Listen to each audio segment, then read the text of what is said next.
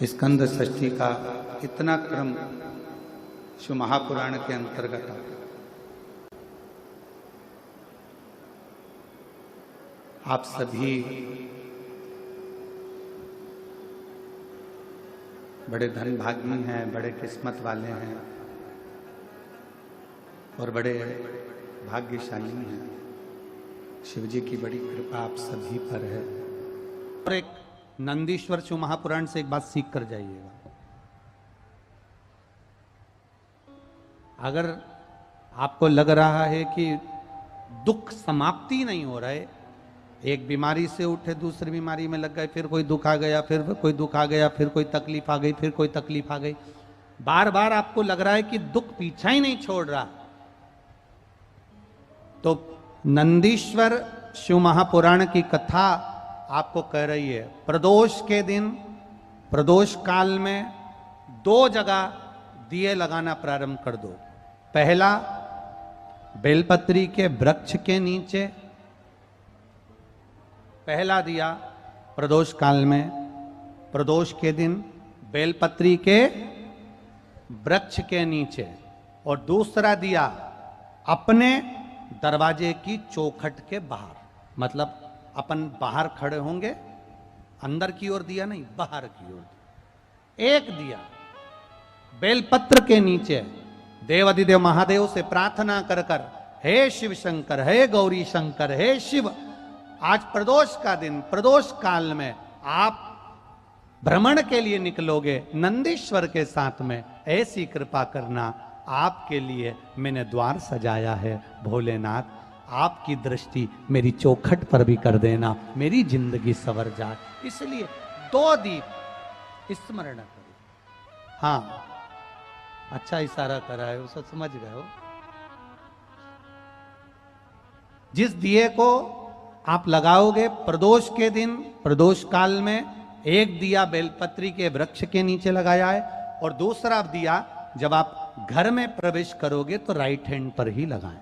कौन से हैंड पर लगाएं? राइट हैंड पर। बहुत बहुत साधुवाद आपको दीदी, धन्यवाद, धन्यवाद दो। उन्होंने इशारा करके बताया कि दिया किस ओर लगाएं, कम से कम अपने को अंदाजा तो लग जावे ना दिया किस ओर लगना चाहिए। साधुवाद था, बहुत बहुत साधुवाद। पृथ्वी पर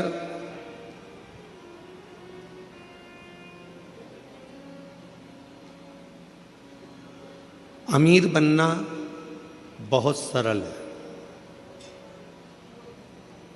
आप मृत्युलोक में जन्म लिए हो, पृथ्वी पर आए हो, अमीर बनना बहुत सरल है, बहुत सरल। पर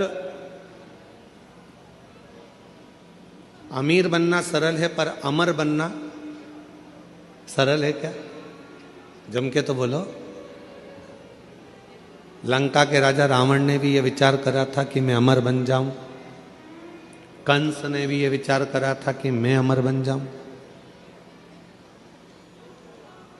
हिरण्यकशिपु ने विचार करा था कि मैं अमर बन जाऊं। हिरण्याक्ष ने यह विचार करा था कि मैं अमर बन जाऊं। अमर बनना कठिन है। अमीर बनना बहुत सरल है, पर अमर बनना कठिन है। पर शिव महापुराण की कथा कहती है कि अमर बनना भी सरल है।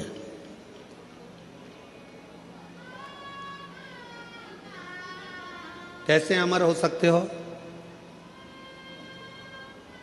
जीवन मानव का मिला है, कोई अच्छा कर्म कर कर चले जाओ। मानव की देह मिली है, कोई ऐसा कर्म कर कर जाओ कि आप अमर हो जाओ। अमर।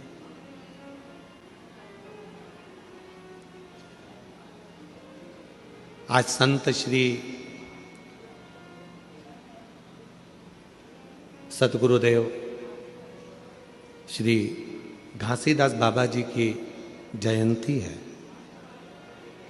पूरे क्षेत्रवासियों को, संपूर्ण सतनामियों को और संपूर्ण क्षेत्रवासियों को, जिनके हृदय में सत्य बसता है, ऐसे सभी सतनामियों के चरणों को नमन करते हुए संत श्री घासीदास बाबा की जयंती की पूरे विश्व को बहुत बहुत बधाइयाँ हो। बहुत बहुत। अमीर बनना सरल है, अमर होना कठिन है, पर शिव पुराण की कथा कहती है कि अमर होना भी सरल है। कैसे अमर हो सकते हो? जैसे संत शिरोमणि घासीदास बाबा जी ने क्या करा? भेदभाव को मिटाया।